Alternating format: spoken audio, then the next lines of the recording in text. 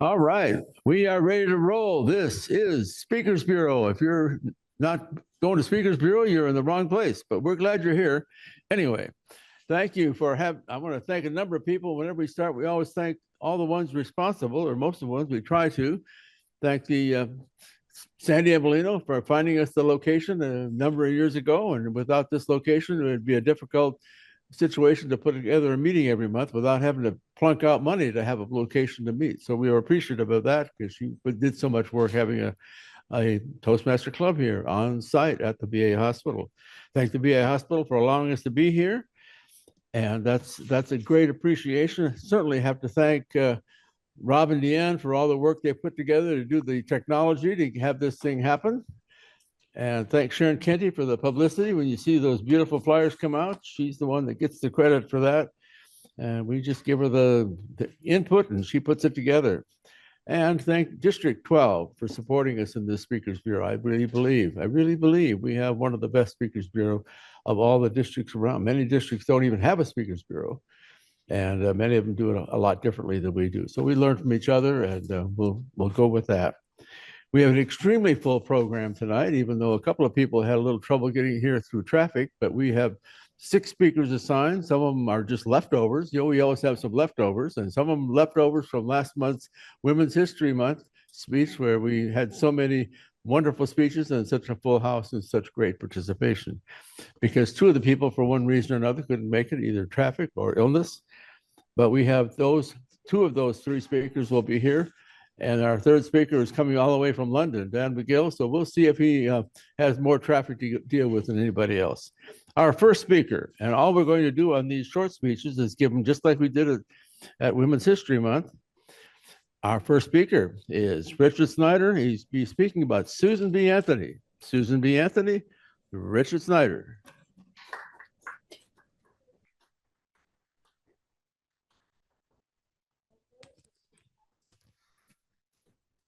What's what? No, 5 to 7 like it was last month.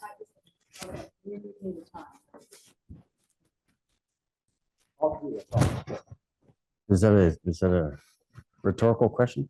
Or yeah, that's what I wonder.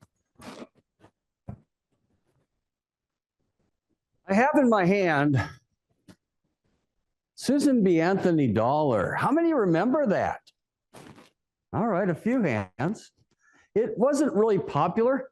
If you pull out a quarter and compare it to the Susan B. Anthony dollar, they're about the same size. And a lot of people paying would actually pay with the Susan B. Anthony dollar thinking it was a quarter. But why I'm bringing this up is I'm going to be talking about Susan B. Anthony. She was the first person, first woman to appear on a U.S. coin. Tonight, I'm going to share with you, Mr. Toastmaster, fellow Toastmasters, why Susan B. Anthony? Why was she the first woman chosen? Out of all the millions of women that could have been chosen, why did the United States choose Susan B. Anthony? Susan B. Anthony was born February 15th, 1820 in Massachusetts. She was raised as a Quaker, which is very important because all her life, she thought of people equality. She was taught that everyone is equal. And throughout her life, she worked for equality. When she was 19 years old, she was hired as a teacher. She taught and made about a quarter of what men made. Well, this didn't sit very well with Susan B. Anthony. Another event which really changed her life, in addition to being raised as a Quaker, and then her teaching not being paid what men were paid, was in 1851, she met Elizabeth Cady Stanton, the leader at that time of the suffragette movement. Together, Elizabeth Cady Stanton and Susan B. Anthony carried that mantle throughout their lives. Not just suffragettes, but equality for all. During the Civil War, nearing the end of the Civil War, she was very active. In fact, 1850s on throughout her life, she spoke all across the United States about equality. for all. She was able to amass 400,000 signatures. Imagine that, in the 1860s, to abolish slavery. And that's exactly what Congress did in 1865 with the 13th Amendment, thanks in large part to Susan B. Anthony and the suffragettes. Not satisfied, a few years later, the 14th Amendment was passed, which gave equal protection to all Americans, whether born in America or naturalized citizens. Another huge mark in equality. And then in 1870, she worked again with the suffragettes, with everyone, to get African Americans the right to vote.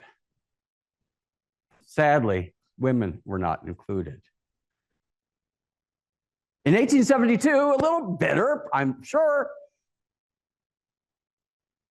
she voted illegally in the presidential election and was arrested, went to trial, and was fined $100. She told the judge, "I won't pay $1 of that unjust penalty." And she didn't. She worked her entire life. She never married, but she was married to her cause, equality for all. And I would submit to you that other than Martin Luther King Jr., she did more for equality than anyone else in this country, at least. Sadly, Susan B. Anthony died in 1906. She had a great life. She actually gave a speech in February of 1906, a month before she passed. And I say sadly, because she never got to see women get the right to vote. Now, Congress, and maybe they finally saw the light of day, gave women the right to vote in 1920. And it's only poetic justice that it was 100 years, anniversary years to the date she was born. Being born in 1820, she passed in 1906. In 1979, United States created the Susan B. Anthony dollar, the first woman, and very appropriately, the first woman recognized on United States coin. So all the millions and millions of women, and now they're putting out the quarters, I think up to 20 women, and each one of them has had a huge part, success, in changing the world we live in today. But remember, Susan B. Anthony was the first United States government recognized on the coin for all she did for equality, making this a much, much better world. Mr. Toastmaster.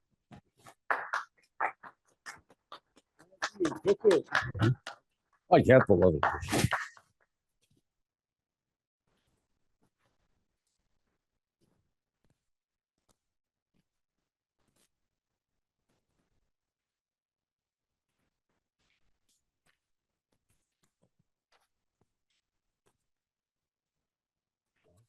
Thank you, Richard. Thank you, Richard. As I said, will not be a whole lot of protocol in between these first speakers, but second speaker is speaking from one of the speeches that given last month is Willie Davis. Willie Davis, Madam C.J. Walker, Madam C.J. Walker, Willie Davis.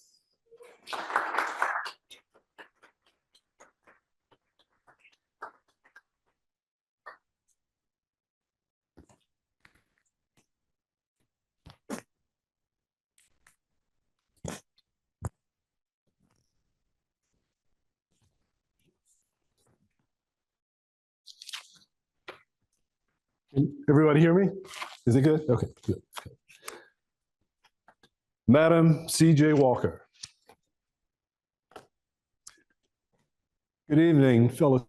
I'm here to speak to you for a few minutes about Madam C.J. Walker, who many consider as the first African-American millionaire in this country.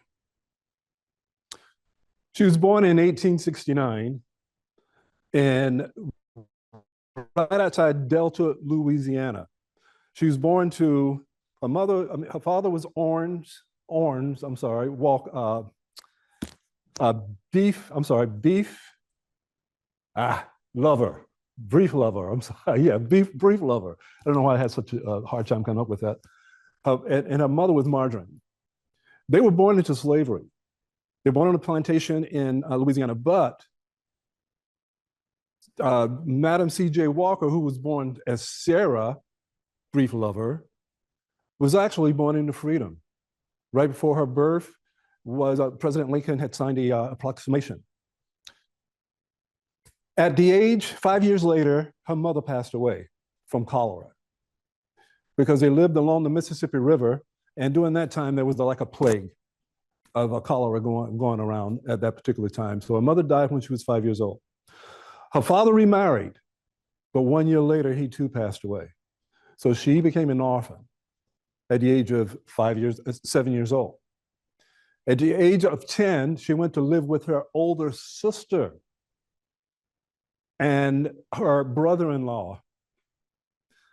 Well, she stayed with them for a few years, but at the age of 15, she had just turned 15 years old, she married in order to escape the abuse of her brother-in-law. That marriage produced one daughter. The daughter name was Leela. Leela Walker is what she finally changed her name to. Well, Madam C.J. Walker was married a total of 3 times. Her second husband, John Davis, it only lasted for about a year. Her third husband was Charles Joseph Walker. Hence, that's where she's got the C.J. Walker from, by taking his initials and using her initials in her marketing campaign. She knew that she wanted to do more for her daughter, to make sure her daughter had a good education and lived a good life. Right after her husband, after she got married, her husband, Joseph, he was one of the ones that helped her do her marketing. They were married for about 10 years, and as she built the company, their relationship kind of dissolved. They divorced a few years later, and she moved to St. Louis, where 3 of her brothers lived, and they were all barbers. They cut hair. So that's where she first began to learn about hair care, was from her 3 brothers. Well, eventually she started working for this company, another Black lady owned this hair care company. She started working for her for commission, as a commission agent. Well, that didn't go too good. I was doing the World's Fair. I think it was called the Louisiana Expedition, I believe it was, where she was out trying to sell these products, and it just didn't quite work out. Soon after, she decided to move to Denver, Colorado, where she was continuing to sell for this company that she had started to sell for. And the lady that owned that company began to say that she had stolen her formula. Well, she went on to produce her own formula. And the formula was something that had been out there for hundreds of years already, which was petroleum jelly and sulfur. Well, she made her own formula and began to sell it, and it started to sell very well. She began to hire agents to go out and sell the product. You know that she was one of the first ones to pay her agents a fair price for the work that they did? They were paid very, very well. It is estimated that she employed close to 20,000 employees during that time. 20,000 people, not only in the US, but also in the Caribbean. She went on to build her company, and her daughter began to do the day-to-day operations, Leela Walker. By this time, she had changed her name, her last name, and took on her stepfather's last name. She built this company up to the point to where she became what they called a millionaire, which she claimed 3 years before her death that she was not a millionaire. But it was estimated at the time of her death that she was well over $1 million. She was worth well over $1 million. Now, she got started in the business because she had a very bad case of dandruff and her hair would fall out. Well, her brothers are the ones who taught her how to take care of her hair. And that's how she came up with the formula that she came up with. She employed all of these people, like I said, and in 1918, she gave a speech before Congress and before, not before Congress, but at this organization that spoke about lynching. She was a philanthropist. She donated to so many causes that was very important at that particular time, especially to the lynching of people down south. Sadly, she died 1 year later. It was the same year that her home, her estate in Irvington, New York was completed. Beautiful place. But unfortunately, she only had an opportunity to enjoy it for a very short time. Madam C.J. Walker was not the first Black millionaire, sadly. I mean, it has been proven. That was a lady by the name of, and I cannot remember her name now, but she was one who they called a real estate magnate. And she was like 2 decades before Madam C. Walker. So there was a lot of people out in that area in that time who was brave enough to step forward to build their dreams. I just want to salute to the very brave women of our country who has been brave enough to step out and take the opportunity to build their great lives.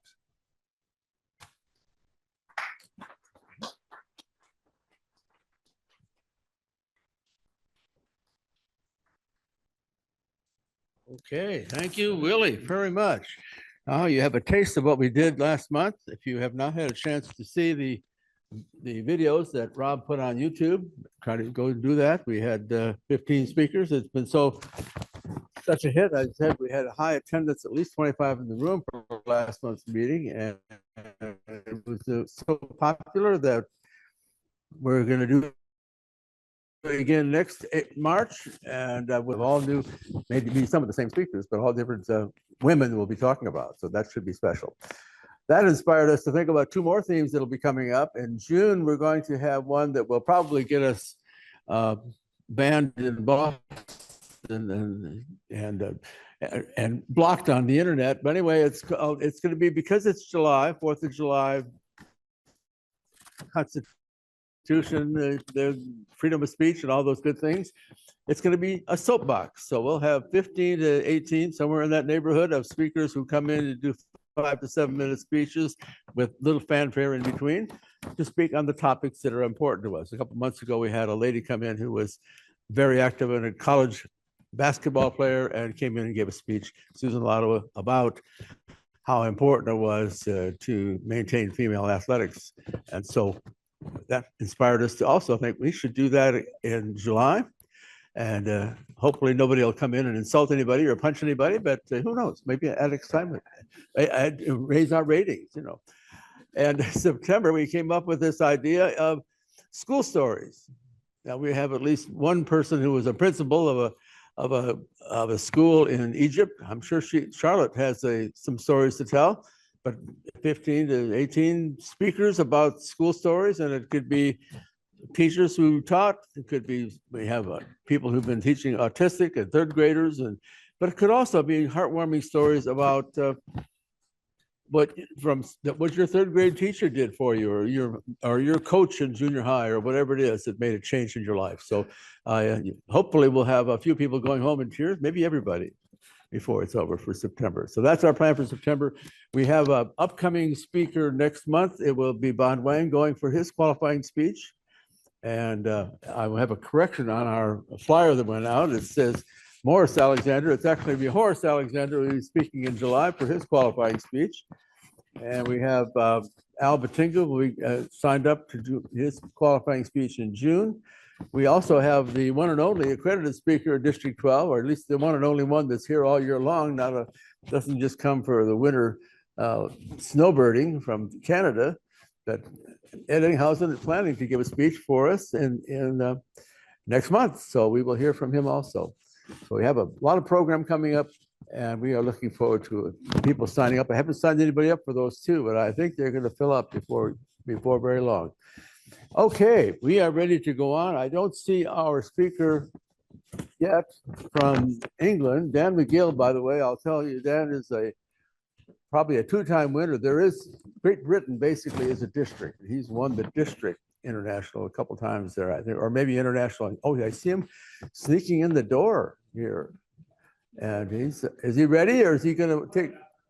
Okay, well, we'll tell you what, we'll go to our first qualified speech so we don't go too far over time. I get lacerated every time we get out of here at 1/4 by Deanne and Rob. So I'm trying not to do that too much. My skin is getting thinner in my old age. I can't take it as well.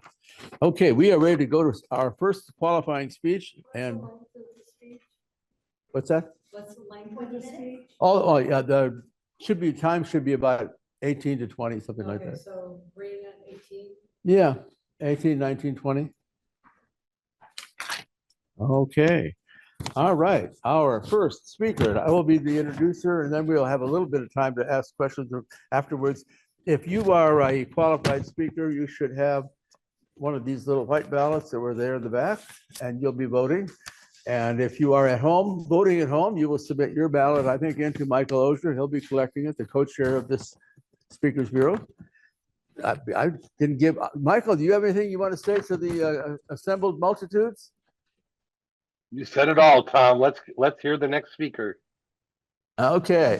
All right. Our first speaker for seeking qualification to be a qualified speaker is Marjorie Benish. September of 1992, Marjorie joined Toastmasters. She's now a member of clubs in 3 different districts. She has held every club officer and continues to serve her club. She has been an area director, a division director, and finance manager in both District 12 and District 100. For 2011 and 12, she was awarded District 12's Toastmaster of the Year. She was a district chief judge for District 100 and a district parliamentarian for District 12. She was honored with a Lifetime Achievement Award from both District 100 and District 12. Outside of Toastmaster, Marjorie enjoys morning walks, gardening, reading, and drives to Washington. She has an Associate of Arts degree in accounting, and in 2009, she retired from a 30-year career in banking. Spending time with family and Toastmasters is her new career, presenting a gift of confidence. Marjorie Benish, a gift of confidence.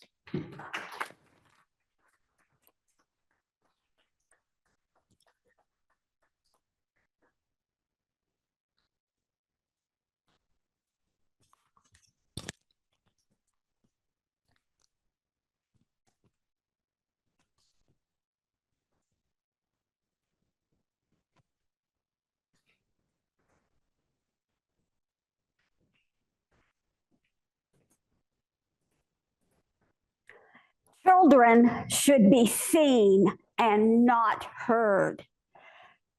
Can you relate to this? Mr. Jameson, fellow Toastmasters and friends, my 2 brothers and I grew up hearing this. Children should be seen and not heard, especially from my mother, who took this to a higher level. When my mother had friends over for coffee, my 2 brothers would run outside, play ball, ride on their bikes. not me. I wanted to be part of the ladies' coffee group. I had my own young ladies' coffee. I liked it. Later, I found out it was tea with cream and sugar. But I wanted to be part of the ladies' group. I wanted to say a few words. Shh, seen and not heard. Shh, seen and not heard. Then one day, I still tried, get in a word or two. But one day it was, shh, you don't know what you're talking about. That broke my heart, broke my confidence, my self-worth. But I still wanted to be part of the ladies' group. So when Mother had friends over for coffee, I learned to sit quietly until I got my confidence back. Yes, I got my confidence back. How, you might ask? First, getting good grades in school. Second, Toastmasters. Third was 2 words. Just 2 words that wiped out 60 years of shh,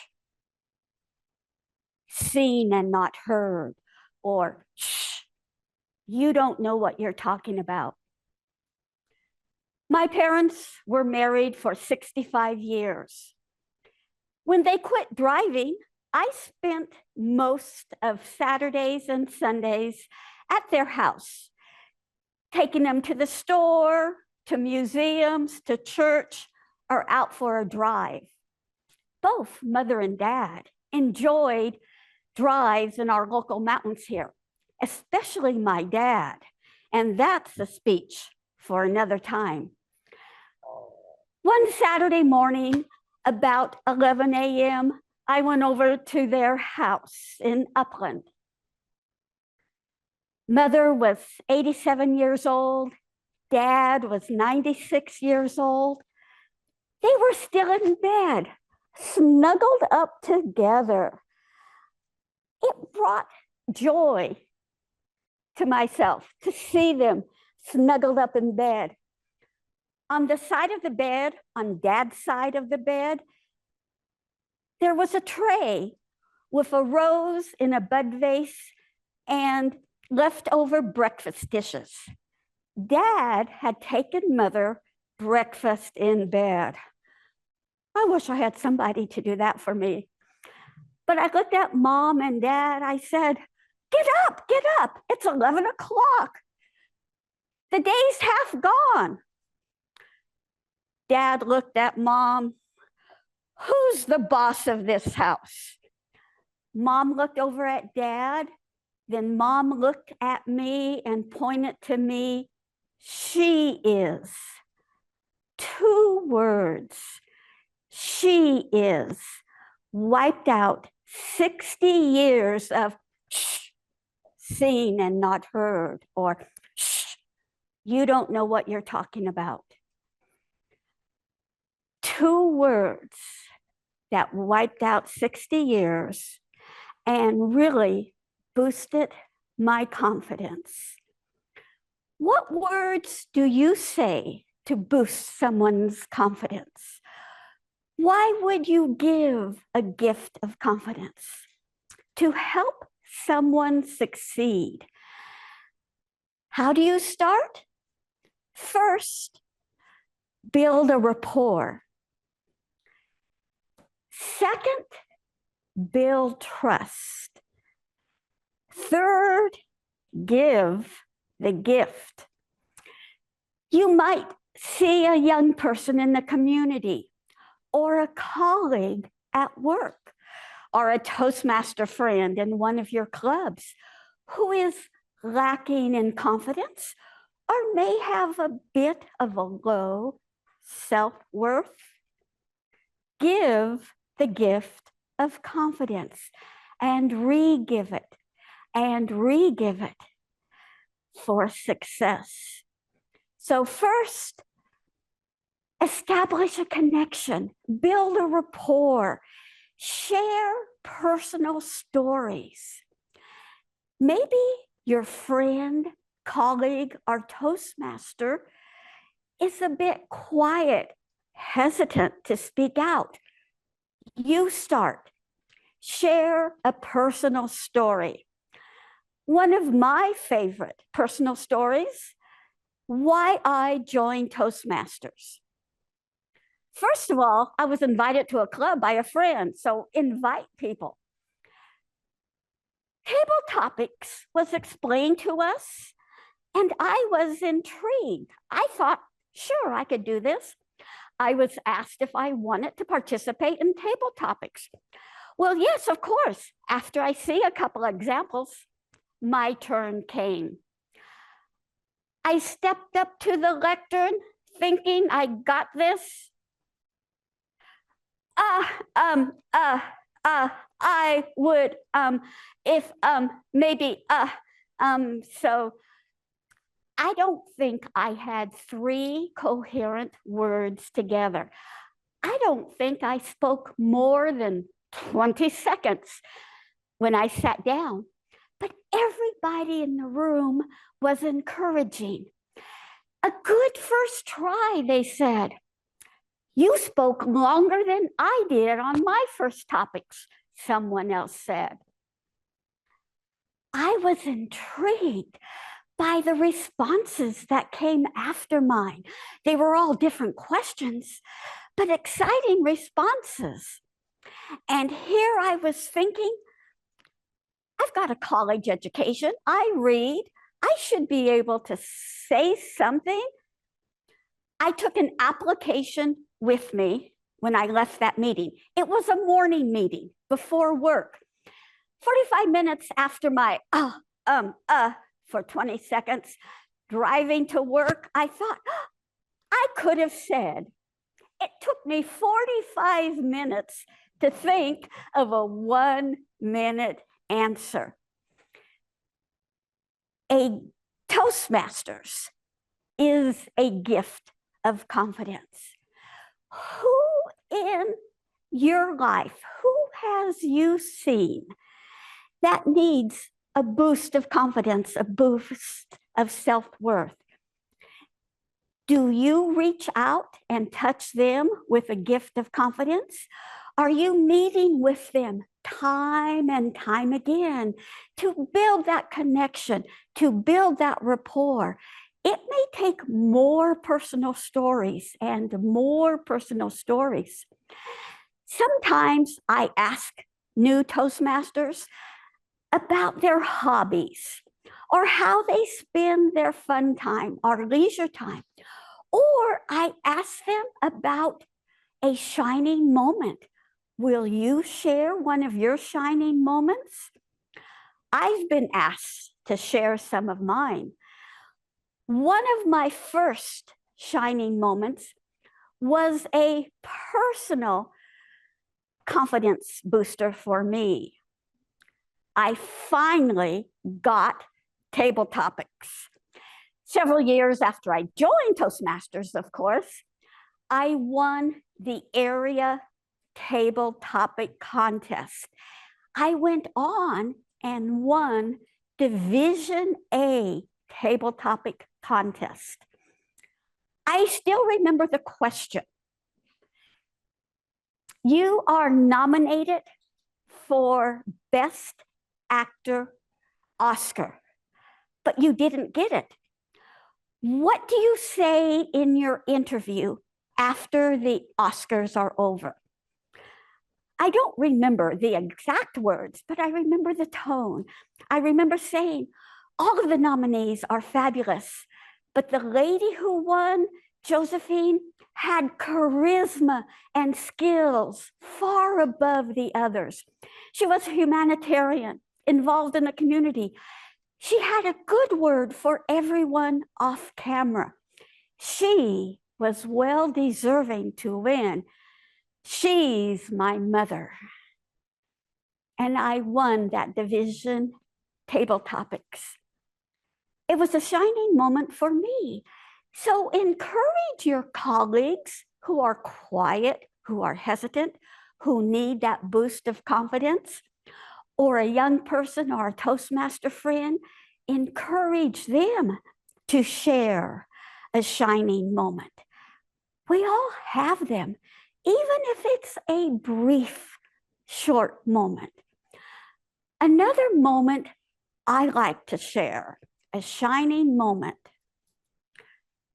May 2010, I was on stage in a ballroom, District 12's International Speech Contest. There I am on stage. My 99-year-old dad is in the audience. And while I'm on stage, I hear him and see him. That's my daughter. That's my daughter. 3 words.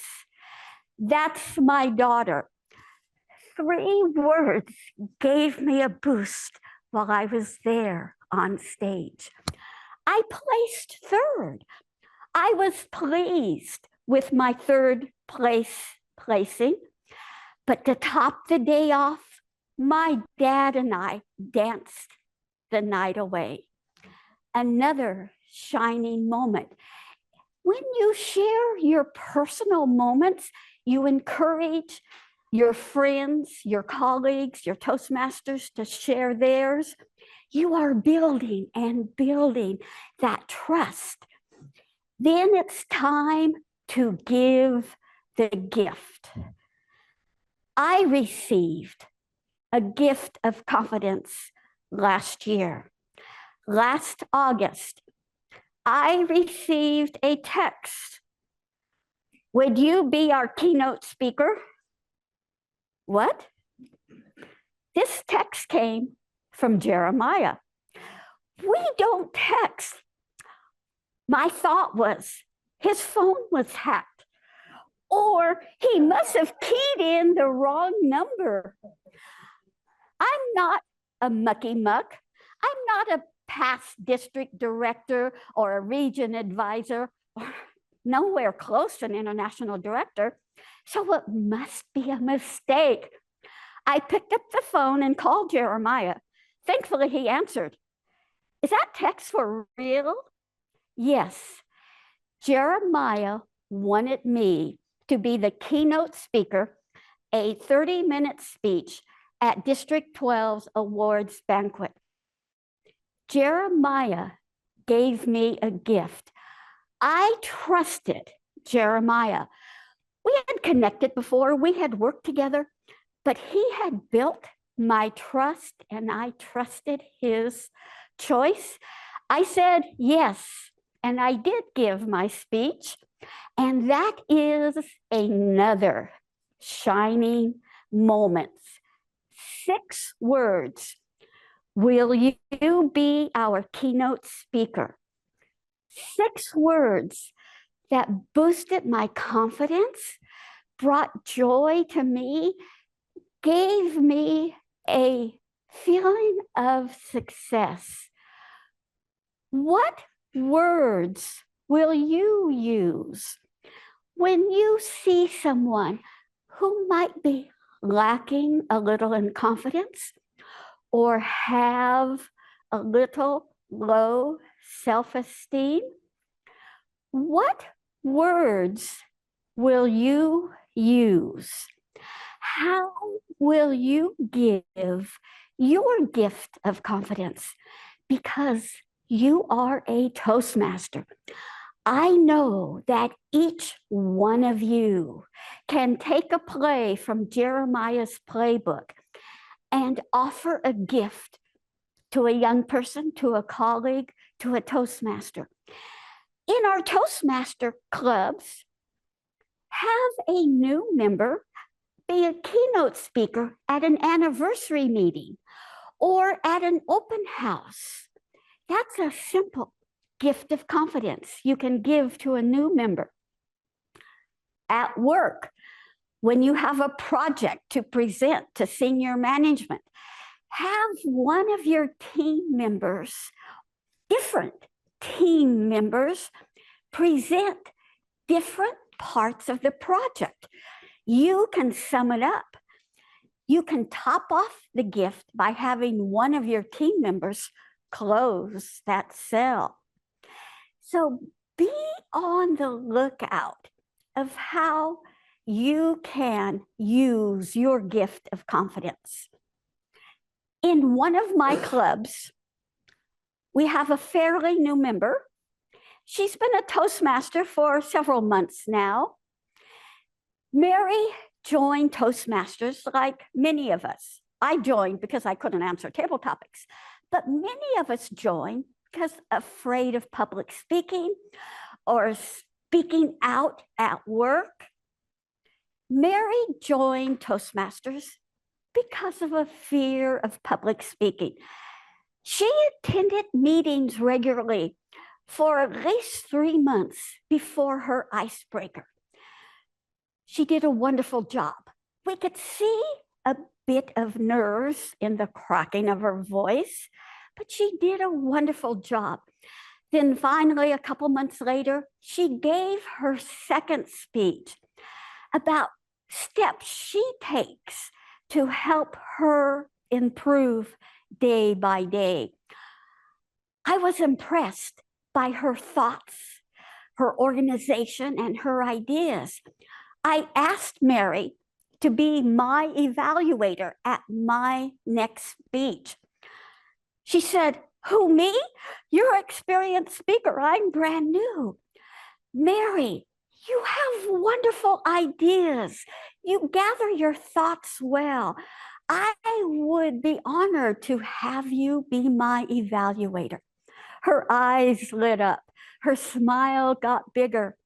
She was my evaluator at my next speech. She did an admirable job. But since then, she blossomed. Her speeches have been stronger. Her table topics have been stronger. She's taking on all the roles of a meeting just by asking her to be my evaluator. Will you be my evaluator?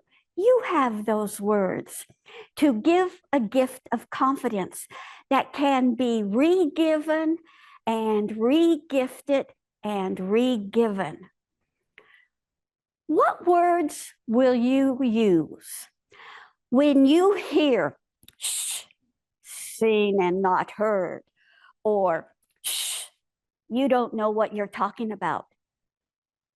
What words will you use to give a gift of confidence? For me, there was 2 words. She is. Then there was 3 words. That's my daughter. Then there was 6 words. Will you be our keynote speaker? Words to help someone succeed. Thank you, Jeremiah, for helping me succeed. When you see someone in need, speak up, speak out, give your words, give your gift of confidence.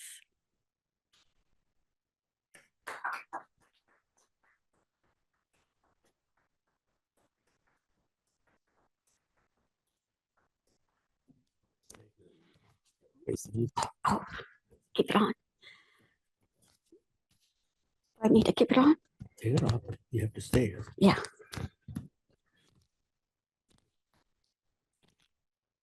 Thank you, Marjorie. I told her she has to face the audience here now because she's going to have to endure some questions. In the old days when speakers were qualifying, the other qualified speakers would speak for about 10 minutes and weren't allowed to say anything positive. So we've taken those rules away. So now you can say something, but I will call upon qualified speakers first. But I want to mention the first thing, your particular story hit me really closely because I was a first-year teacher. I would not raise my hand at a faculty meeting. And my principal, who was a Toastmaster, invited me to Toastmasters, and I certainly did not want to be there, but made it all the difference in the world. That little, I don't know if it was a gift of confidence that he gave me, but he gave me the gift to gain confidence anyway. Okay, comments from our qualified speakers to start with, and any suggestions, any thoughts, any positives, any suggestions for improvement in the future? Yes, Suzanne. You may want to stand up, or I come over and bring you the microphone at least. So You gonna hold the mic while I I can speak hold it. into it? Okay, because, right, I'll just go ahead. Got Whatever it? you want to do. Marjorie, I loved it. It was perfect. You peppered it with story after story. Your pacing was wonderful. You used the real estate as we mentioned it. And you're just a marvelous storyteller. You're relaxed. Your voice tone was wonderful. And you gave us a message. You repeated it. You called in someone in the audience, which is always wonderful. And I just think that you're going to be such a wonderful addition to our Speakers Bureau qualified speaker team. Thank you, Marjorie, for this speech. And we can have people that are fans at home and can also respond. So that he'll have to go through Rob, and Rob will have to let us know who's speaking. But is there someone on the? Okay. Do I have another comment quickly, Jeremiah? And I gotta have a long arm of my law to get you the microphone, but you may not need it as much as some of us. Thank you so much, Tom. And Marjorie, thank you very much. I'm really glad to be able to be here today. Whenever I heard you were speaking, I wasn't going to miss it. We actually had a conversation about you doing this process in August, and I'm really glad to see you're doing this. So congratulations. I have a couple of things. I really liked whenever you were presenting, you planted your feet and you didn't fidget a whole lot. A lot of times, especially when people are trying to qualify, they feel like they have to use the room and they feel like they have to continuously move. You planted, you stayed planted, and you held your ground there, which was really good and really strong. You're very professional, well put together, good hand usage. I love the opening statement. It's something we've all heard, things like that. You had a lot of things. You have a very solid pace. As you grow as a speaker, as you grow through this, I do have a couple of suggestions for you. I would love to see you pause after a question. You asked a question about, have you done this? And then you kind of stepped on us while we were reflecting on it. I would love to see you just wait for that pause. Whenever it feels like it's a little too long, wait a little bit longer, because that allows us to be able to kind of think, have we done that? And what we can be able to do for that. You also had a spot in there where you said you stepped up. And I would love to be able to see you whenever you do that. You use your hands really well whenever you're speaking, but I would love to see you also step up and kind of move in from maybe there's a spot right here where you were kind of in the darkness to kind of move into that light, those little things like that. And also develop a little bit larger range of vocal variety. I think that could really kind of help expand. A challenge I have for you though, because I love the speech. You had very personal stories, and personal stories are great, but a challenge I have is I would love to see you take this same topic and dive deep into some facts about how words can be able to actually confine people and ways that people can be able to get out and really be able to kind of take this topic. It's a very valid topic. It's actually a lot close to how whenever I did my QS on a topic about what our words can say. I'd love to see you really dive a little bit deeper into that and expand into that topic with some facts.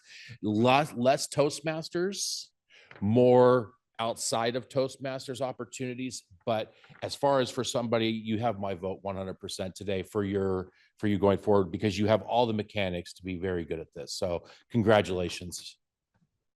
Let me change, make it easy for me a little bit. Richard, you got the right next to the microphone. Let's give it to you. By the way, I should know there's about 13 or 14 you guys are on screen too, so it may be 100%. No, it may be 2 minutes.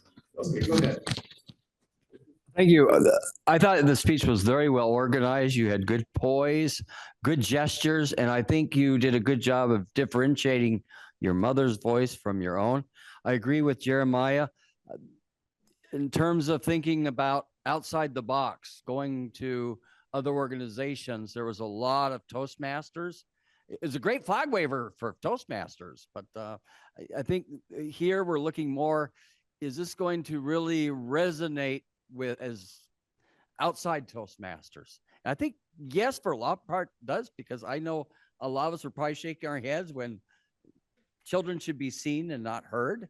And we probably were all stepped on at times by adult figures, whether it was our parents or, so I think that was well done. You had well developed, great organization. You came back to those 2 words, those 3 words, those 6 words. So I think that was very well done. You're a role model for all of us in Toastmasters. So I think you did very well. Just keep in terms, especially if you're going outside to Kiwanis or other organizations, maybe a little bit too much Toastmasters, or maybe go back to the audience. I liked how I was wondering how you were going to talk about how you helped somebody. So I'm glad you brought that up, that you gave somebody that power, that confidence builder. You might even do another one of those. I think that would be helpful, but maybe to broaden it, make it universal. If you're speaking to a Kiwanis group, is how has a fellow Kiwanian or a fellow Rotarian helped raise your confidence? So make it more appealing, I think, more universal. But enjoyed your speech. Great job. Thank you, Richard. And we have 2 people online, Tom. Okay, let's hear from somebody online next, and then We we'll have come Ralph. back to anybody else. Yeah, Ralph and Dr. Michael Alexander. Ralph, go ahead. Hello there, fellow QS speakers and Tom Jameson. It's my honor to evaluate someone who has evaluated me as long as I've been in Toastmaster. I think Marjorie is the epitome of technical delivery, and I thought she did characteristically well in that. The only thing I would offer her in as far as improving would be that she needs to make her transitions between one portion of her speech and another a little bit smoother. And I suppose practicing those transitions will be able to do that, thinking about how she can change her wording in such a way that it will be not such an abrupt break between the different parts of her speech that she was making. But I definitely would like to see you as a QS, Marjorie. Congratulations.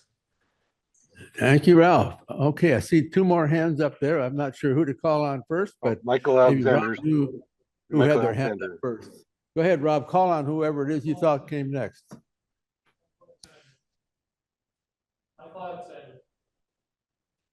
Unmute, Michael.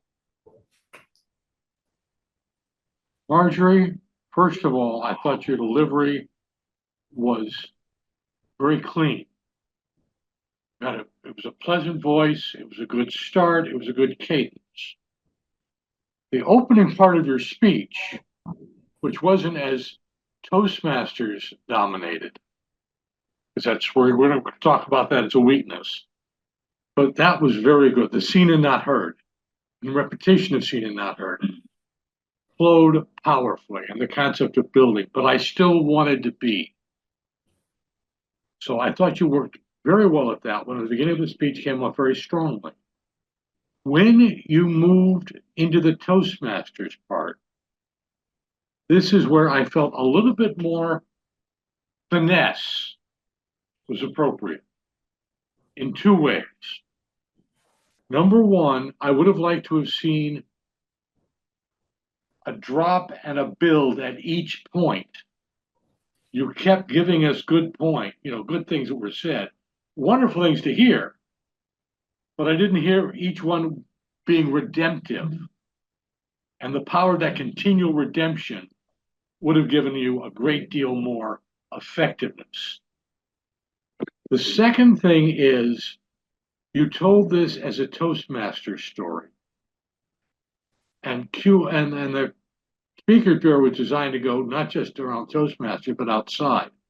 Now, the instances were fine, but what you needed to do is retell them with a non-Toastmasters audience. I was given a chance for an impromptu speaking contest. And I tried, and I just couldn't do it. I stumbled. Everybody understands impromptu speaking. I got a request to actually speak before a club. My first chance to speak before. Now, speaking before a club makes sense. Being a keynote makes sense. But you got to tell it that way so that everybody says, yeah, I know that feeling.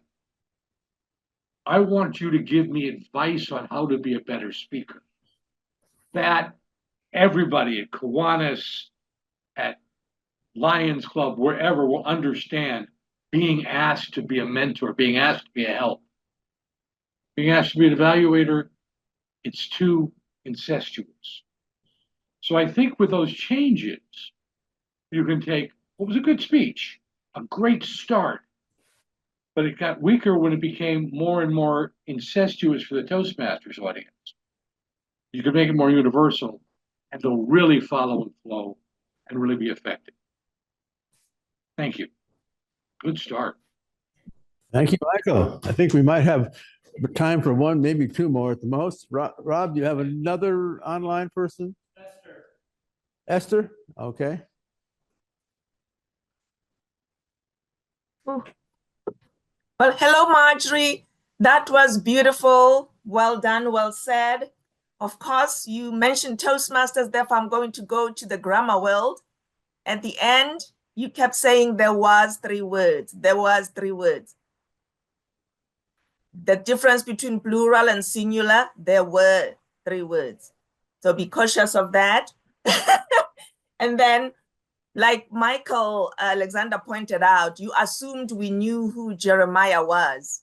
And maybe giving a context, who is this Jeremiah? From Toastmasters, past district director invited me to do this. Therefore, never make assumptions. And therefore, yes, make this more outside Toastmasters. But overall, we could all relate. We were all seen, but not heard. Great job. Okay. Dan, you have a few words? We brought you all the way from London. Maybe we can get a couple of words from this potential world champion here. Yeah, thank you. Thank you. Marjorie, is it? Is it Marjorie? Yes, yeah. I love that. I think for me, what I often notice is when as something maybe a speaker doesn't say, can say something about their skills. And I think with that, you had the 2 words and the 3 words and the 6 words, and that felt really, really nice and like a nice pattern. And then there was a bit where you spoke about, someone asked, you said, will you be my evaluator? And that was 5 words. And I thought, oh, if she says that now, we'll have had 2, 3, 6, and 5 won't quite work. But you didn't say that. And so something you didn't say for me showed the preparation that you'd put in. I loved it. Well done. Thank you. Yes. What's that? Then we have Edwin. Oh, go ahead. Yes, last one. No, we can't. Better not do too many here. We'll run over. Go ahead, Edwin. Hi, Marjorie. You know, your pace and your speaking was very slow, and you also used a lot of Toastmaster references, and I loved it. Your pace was just very comforting and grooming in, and I heard every single word that you said. Now, a person like me who has my grandson wants to get in on this. I think he's poking his head and seeing what's going on. Every word you said, I heard clearly, and I have hearing loss, and I don't take my wife's advice and wear hearing aids, and I didn't need them. Also, I think you know your audience. We're Toastmasters. I sort of think that if you were speaking to a different group, you would know intuitively not to use all the Toastmaster references. So I applaud you for using those because we all can relate to those. Great job. Well done. You've got my vote. Good luck on your future speaking. All right. Thank you all. And thank you all. And thank you, Marjorie.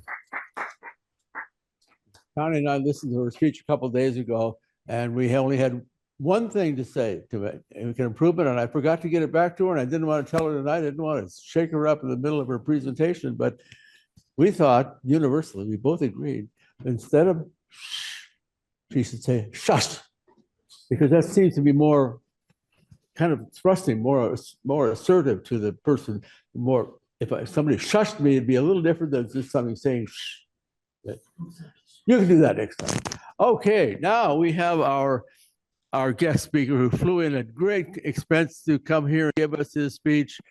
And I didn't want to, I'm not going to say a lot of things because these are the 7-minute speeches I'm not supposed to say much about, but this, yes. Can I just make a suggestion? Could we have our QS, could we have people qualified first? No offense to Dan, but Dan's a very polished speaker, so I think it may be. Well, maybe we could hold him off to the end. They would not want to miss that if that's okay. Okay, all right, then. Okay, and now we have one more, and Connie's going to come up and introduce our third and final QS candidate.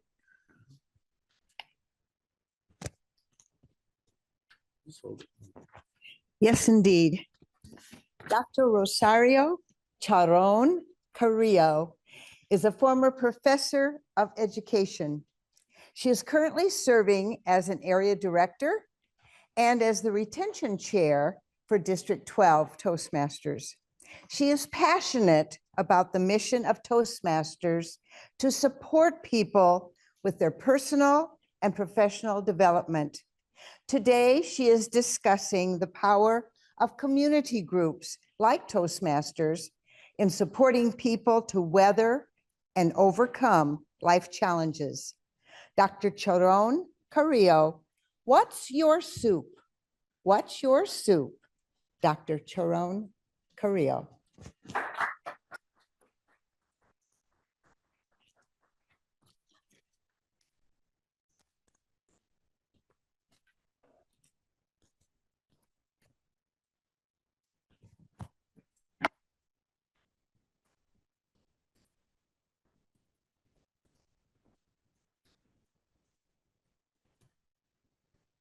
People join Toastmasters for public speaking and leadership skills.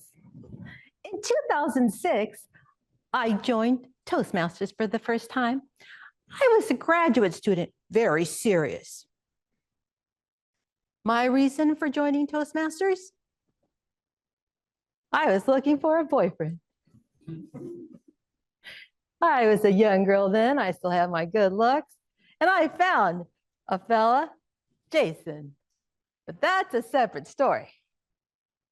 Last year, I rejoined Toastmasters for a totally different reason. It saved my life. It all started with my mom. Where else would it start? My mommy was so special. She was like soup.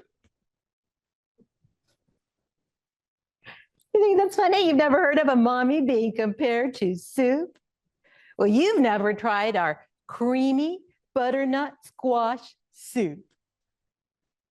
You start with the squash. Funny looking thing. Cut it in half. You massage it with olive oil. You season it with salt and pepper, and you put that in the oven for 45 minutes. Meanwhile, you take a saucepan and you saute some onions. They start to brown. You marvel at their color. Can you hear them sizzling? You add some broth, vegetable or chicken broth, and some fresh herbs, oregano, thyme, and rosemary. By this time, the aroma from the squash and the broth begin to surround you.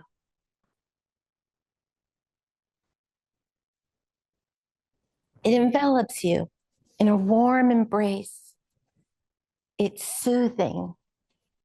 It's warm. Squash, you take it out of the oven.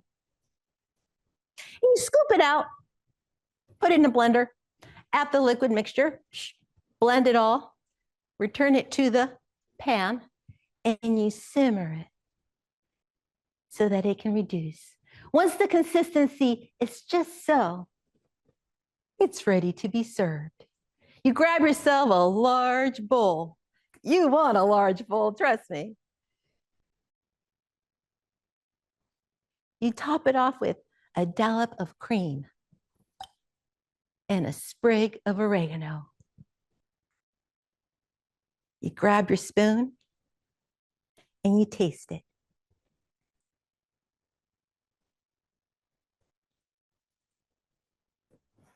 It's home. It's soothing. It's comforting. It's my mommy. She nourished me like that soup. To this day, I can't have a butternut squash soup and not think about her. I can't have any soup and not think about her.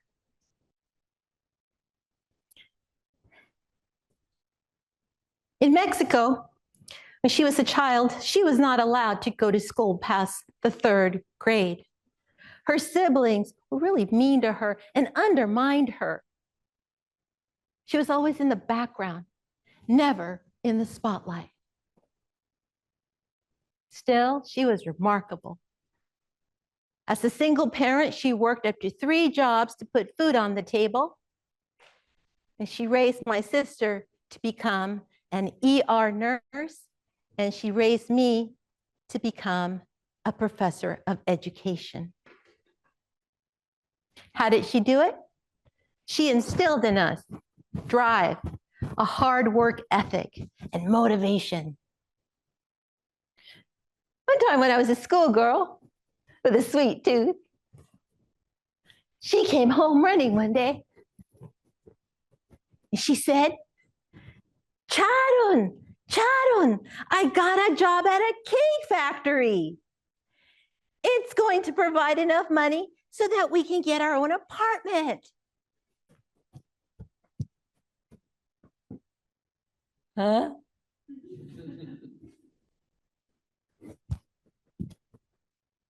This job is on an accessible bus route. It's going to provide health insurance for the 3 of us. What do you think? Huh?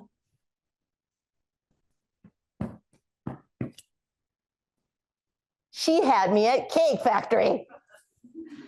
I imagine chocolate cakes, strawberry shortcakes, carrot cakes with cream cheese frosting. I was transported to the world of Willy Wonka. My mother was not just industrious and brilliant and lovable. She was magical.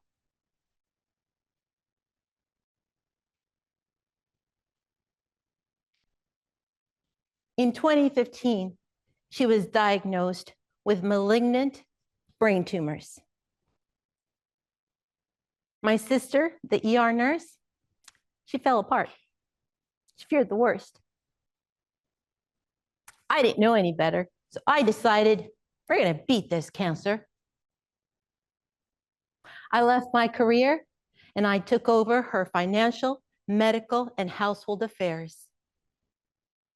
Initially, she was given only 3 months to live. She went on to live for 9 more years.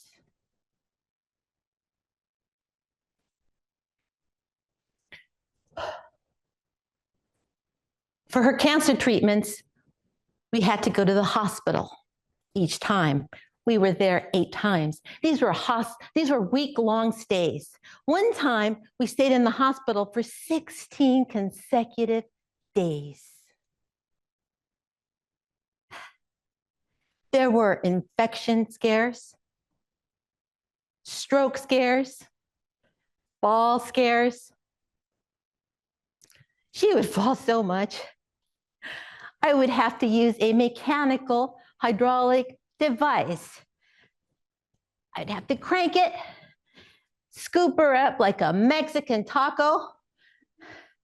So many times she would fall. The Olympic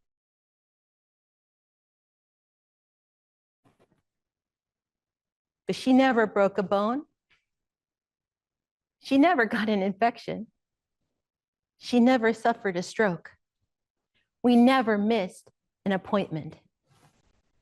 We did so well in 2015, 2016, 2018, all the way to 2023. In the summer of 2023, she started to decline rapidly. One morning, she was sitting at the edge of her bed. She was wearing her favorite nightgown. She had just eaten. She was ready for a nap. She looked at me and she said, "Charon, I'm dying slowly." I rushed from across the room and I sat next to her on the bed in silence. I was strong for her that day, but inside I started to feel numb.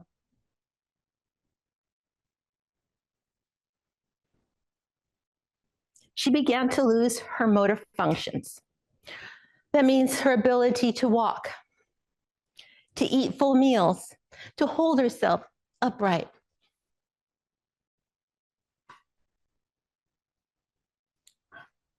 The last 7 days were really tough. She couldn't eat or drink anything at that point. I didn't want to eat or drink anything either. My numbness spread. Depression started to set in and despair. On January 19th, 2024, my beloved mommy passed away in my arms at home in her warm bed. It couldn't have been more beautiful. There were flowers all over the room. The room smelled of frankincense. Her favorite singer, Juan Gabriel, sang a song, Amor Eterno, Eternal Love, in the background. I sang along. I caressed her head very gently.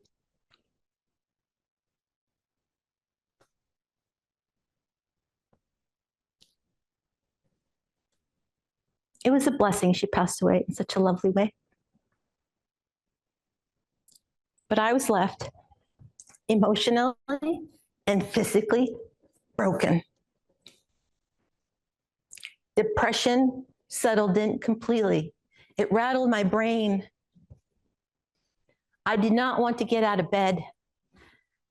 I would start to try to get out of bed around dinner time to eat a cracker for breakfast. My body grew stiff.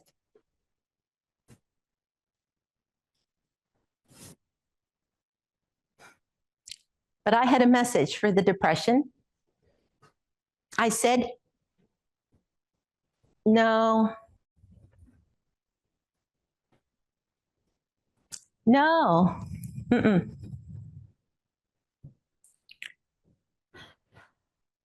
No. I knew that I had to get moving again. I rejoined Toastmasters. I have become so active in Toastmasters over this past year since her passing. And that has helped me to recover from my loss and my depression a great deal. This past Saturday, I served as contest chair at one of our famous Toastmasters speech contests. We have a lot of those. There was a team of volunteers, a contest team of volunteers. We prepared for weeks and months. Finally, Saturday came, and we got up at 4 a.m. to get ready, to drive to the contest location. We were there at 7 a.m. We started to unload truckloads of food and flowers and paperwork tons and tons of errors. We briefed the judges. We managed to start on time at 9 a.m. The morning progressed smoothly. Then we had a break. But this time, 8 hours had passed since we had been up. We started to lose our steam. Suddenly, a contestant walks in.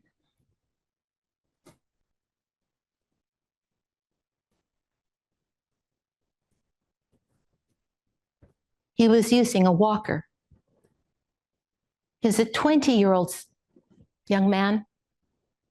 He looked physically frail, but he had a steady, sweet gaze of a new sheriff in town.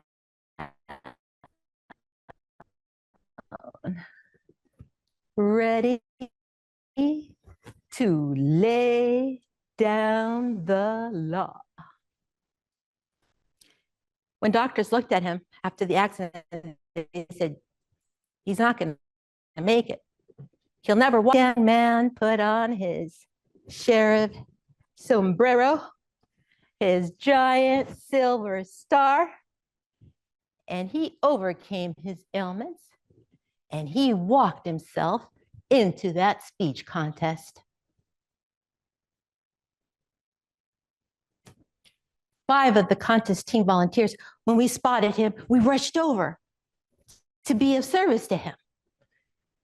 We settled him down all the way in the front near the stage. We brought him some food and we processed his paperwork so he can start to compete. He ate a sandwich, settled himself. When it was his turn to compete,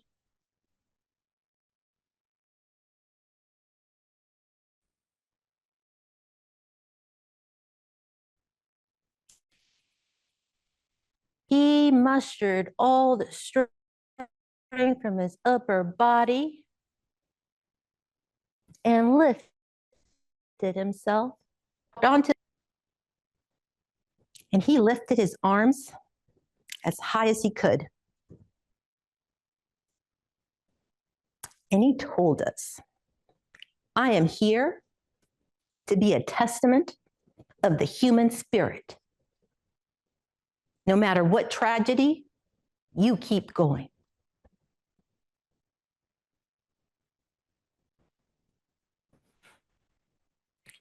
People in the audience were in tears. One woman was so excited that she sprang up and offered a standing ovation. It's not a common scene at our contest because people tend to be very subdued.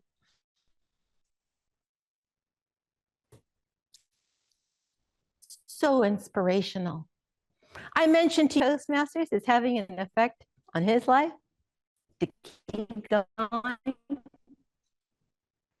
Do you think that contest team of volunteers working so many hours, getting up at 4 a.m., creating and facilitating a supportive space serves a purpose,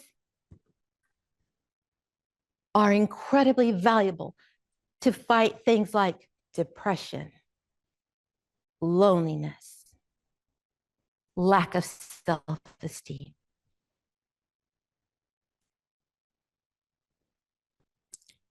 For me, Toastmasters is my new soup. It nourishes me 100%. And you might be thinking, Sharon, how are you thinking Toastmasters? It's your new soup. It saved you. It's your new home. You're not so lonely anymore.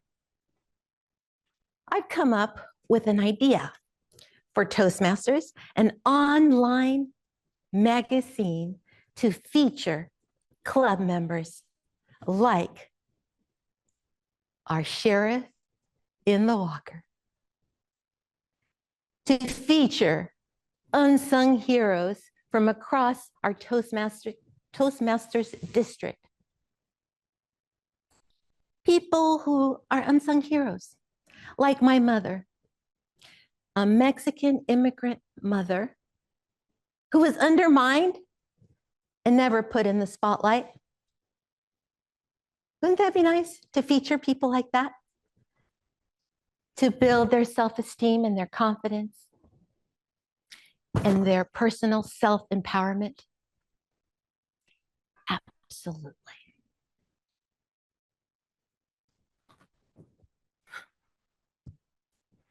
Here's my message to groups like Kiwanis, the Lions Club, women empowerment groups. Don't just stay involved in your groups. Help to make them stronger.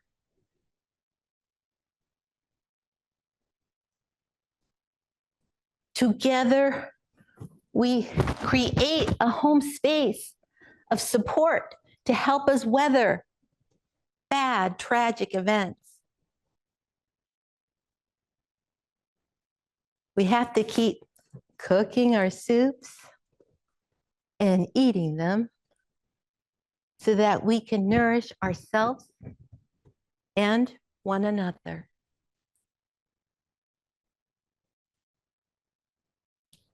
My question now is, what are you cooking? What's your soup? And what's your soup? And where are you cooking? Mr. Toastmaster, Mr. Chairman.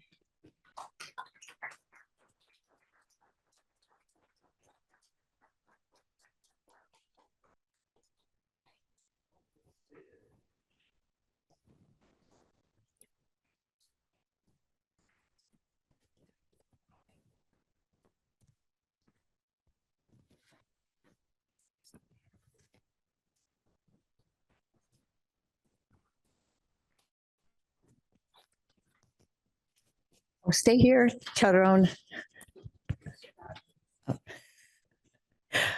I've been practicing, so I say it correctly. Cha, cha, cha, Charon. Let's have some comments for our third qualified speaker candidate. Oh, we have Edwin. Sure, great speech. Loved it. Well done on so many levels. You have an open loop. It's where you brought something up and then you didn't close it off. But it left me wondering. So I have to ask you, the new sheriff in town, how did he do in the speech contest? So I'll tell you why I'm going there. Did he win? Did he not win? He won. He won. Okay. So if he didn't win, you could have said something like, he did not win, but he won all of our hearts that day. But since he did win, you have the opportunity to tell us. And if you want to hear this man's powerful speech and see why someone jumped out of the audience to give him a standing ovation, come hear the division contest. He's going to be there in 3 weeks or whatever. But again, I didn't know if he won or didn't win. So I would just suggest that, and it's a timely event because it only works in the next couple of weeks, but just keep that in mind. Close the loop if you open a loop. Overall, great speech. Loved it. Very well done. Thank you, Ed. Do we have more? One here. Ah, yes.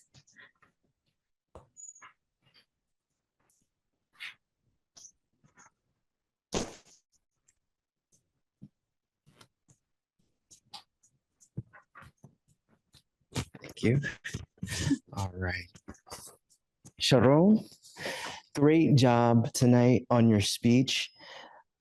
Excellent use of gestures, act outs. The emotional context was there. You definitely had great emotional control. There was a moment where it was a very personal moment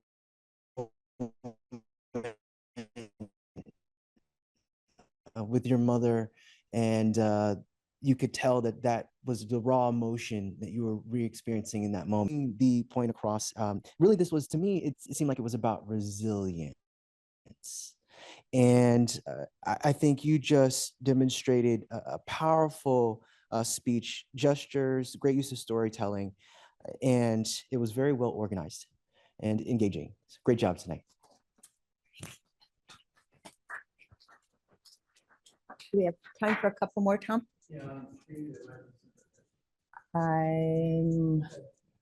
Do I see more? I don't see hands raised.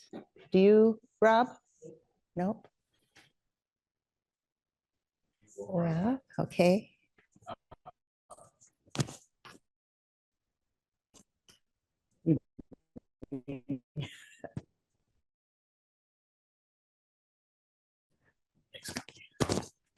So much for sharing today. I loved, as Thomas said, you have such good nonverbal usage of your body, and that was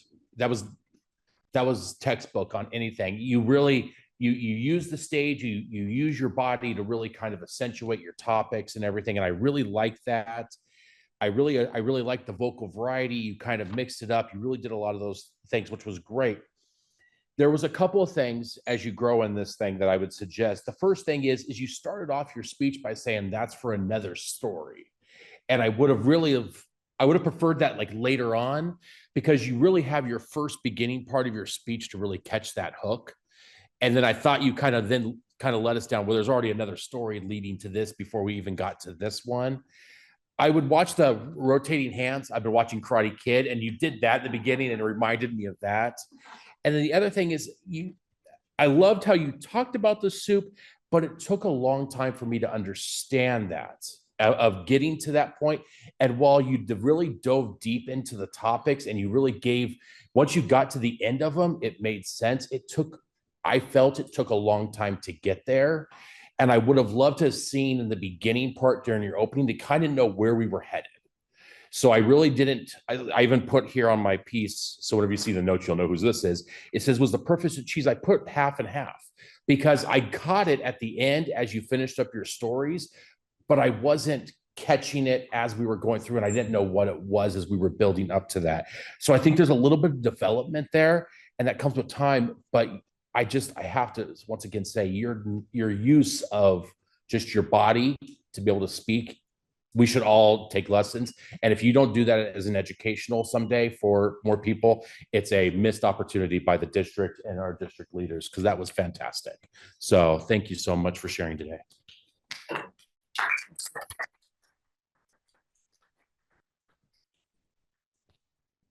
Roger, I see one more. Will that be our last one, I think, Tom, in the interest of time? Okay. Oh. Oh, I see. I Roger love. and then Yep, I'm just going to give the feedback. Your talent for the humor and fun part, which was the beginning of your talk, I was so engaged. It's a rare talent, I think, in Toastmasters to be able to tell fun stories with such theatrics and not be awkward. Your delivery was so good. I would see that's the part I loved. The theme was good.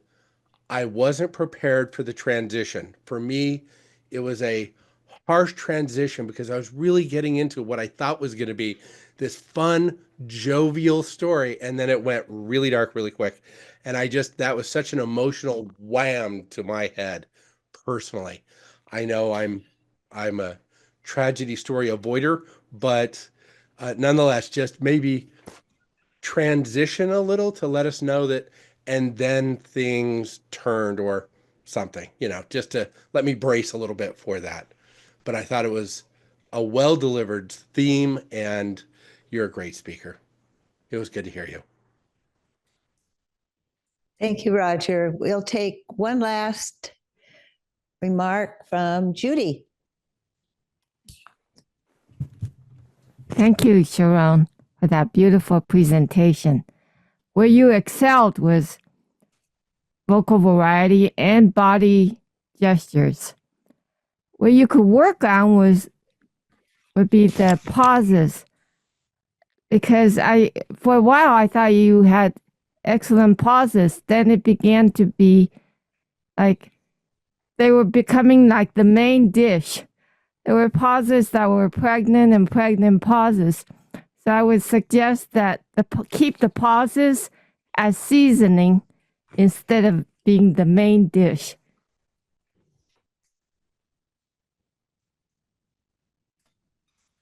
Okay, all right. Thank you very much. Thank you, and thank you, Sharon.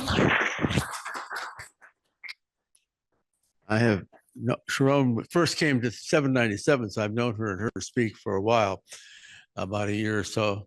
And I've been Connie and I have both worked with her quite a bit over the last few weeks. And what is amazing is she is able to adapt quickly and bring it. She has all these various skills that are just amazing to be able to bring in the drama and the body and the stories, and then change it and never miss a beat and be able to make a difference. Anyway, I'll say enough. Wonderful job. You obviously have my vote. Thank you. Thank you. And it's always a pleasure and always fun. And you hit all of those emotions when you speak. When you speak online to us sometimes on Saturday morning, when you're here in person. So I think we better let you out of here, except I know Connie has a couple words to say, as she's been and has volunteered to be the conference chair for spring conference. You have a couple words to say about that, other than making sure everybody gets registered? Yes, we have. Some flyers in the room, and There are flyers in the back. 1 month. Yep, on May 3rd is our District 12 conference. So check your District 12 newsletter, get in there and register. Now it's $50 if you wait and do it at the door. If you register at the door, it'll be $65. We'll have business meeting, a wonderful keynote speaker. We'll have the Hall of Fame luncheon, the speech contests, of course, at district level, and fun. We have a couple really fun extra events. And oh, Suzanne, there's something else we have. Come up, you get the other minute. And someone will be there taking their step toward becoming world champion of public speaking. Yes, absolutely. Well, the other wonderful news is that we have the silent auction and the opportunity drawing that you've probably seen. How many of you have been going to contests and you heard that or seen? We have some flyers in the back about that.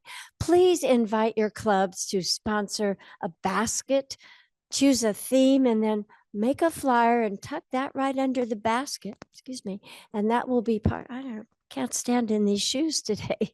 Anyway, it'll be great, great fun. And so if you have a talent or you operate a business and would like to be part of that opportunity drawing, please let me know. There are flyers in the back. I'll be around for a few moments.